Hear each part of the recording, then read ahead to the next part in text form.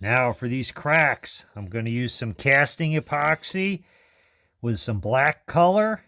And I'm going to put some cabasil in it to thicken it up so that we can fill these cracks with the black color without the clear coming in. So let's go ahead. I'll show you how to mix it. I mixed up some black epoxy, casting epoxy. Take the measuring stick. Going to use some cabasil. Real light and fluffy. You want to use a mask. This stuff really can go all over. You want to put some in. You need quite a bit to thicken it up. And you stir it in, and it's going to thicken your epoxy up. You need to make sure your epoxy's mixed well before putting the cabasil in. And you want to make it like a peanut butter consistency. And then we'll be able to fill these cracks without the clear running into the cracks. So you want to make sure this is all mixed. Otherwise you're going to get white clumps in your mix. And when you sand it, you may see a white clump. So I just go on the side like this, and I break the clumps up. Make sure you mix it well. And then we'll go ahead and we'll put it in the cracks. Now, once you have the epoxy with the cabasil mixed up, it's nice and thick. It stays right on your knife. And then you want to press it in, because this is a deep hole. You want to just press it in.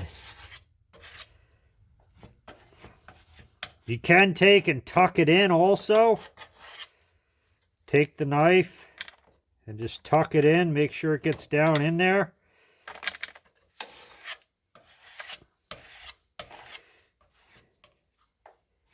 So this works real nice.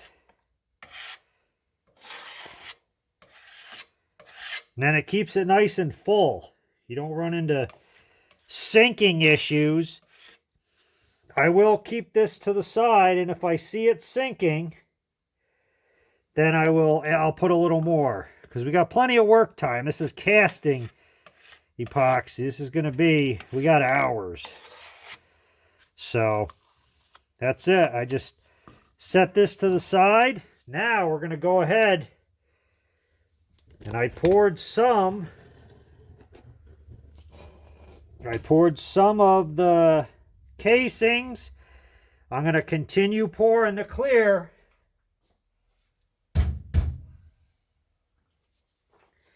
Nice and slow, because if you pour too quick, the casings are going to start moving on you. And you can move them around if they're not where you want them. And you want to go ahead and fill it up to the level of the wood. And actually, I usually go a little bit above the wood, because it always sinks on you. A little bit. The wood absorbs the epoxy. And this is pretty level. Same thing here. Fill this up. And you can see the shotgun shells do move around.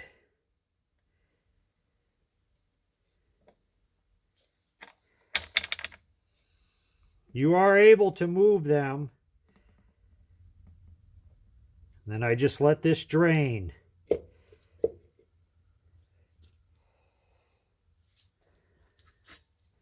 Then with the knife, you want to make sure you have a clean knife. Don't use the black knife. You push these down, let them fill up. Then you can move the bullets around where you want them.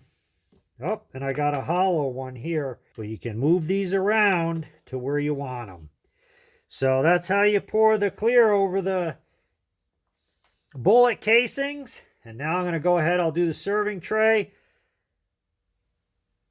And then it'll just be waiting until it's dry, where we can router an edge and sand.